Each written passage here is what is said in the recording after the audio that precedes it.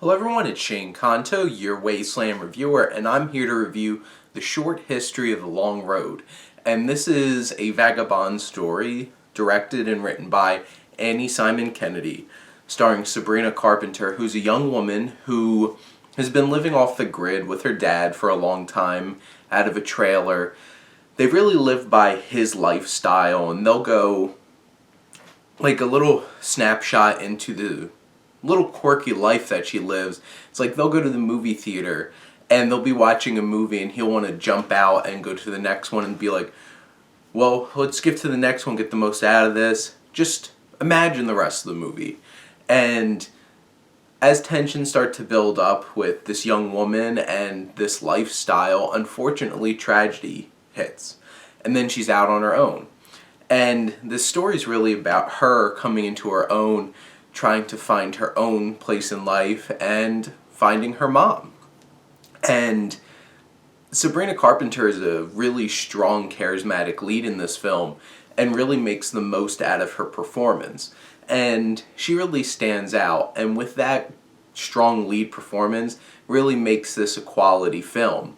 And it's one of those kinds of films where you have this main character and then you have these supporting characters drizzled in throughout. There isn't anybody else that's completely in this film the whole way through, and you kind of keep hitting these checkpoints, meeting new people, and this film has some interesting side characters. She meets a young woman that she connects with named Blue. She meets Danny Trejo's character who runs a auto body shop, who she starts working with to pay off the debt to keep her really old but very personality-filled van. Has like a little kitchen in the back, and she feels really connected to this because of her dad. And she builds this connection with Danny Trejo, who's great. He's a fantastic side character in this film and gives a strong performance. This film doesn't really have a whole lot of twists and turns that you don't fully expect to happen. You get a pretty reasonable and expected result of her finally finding her mom, who hasn't wanted to be a part of her life for a long time. But you do get some powerful scenes starring Maggie Siff, who is her mother in this film. And earlier on in the film, you get those really nice moments with Steve Ogg, who plays her dad.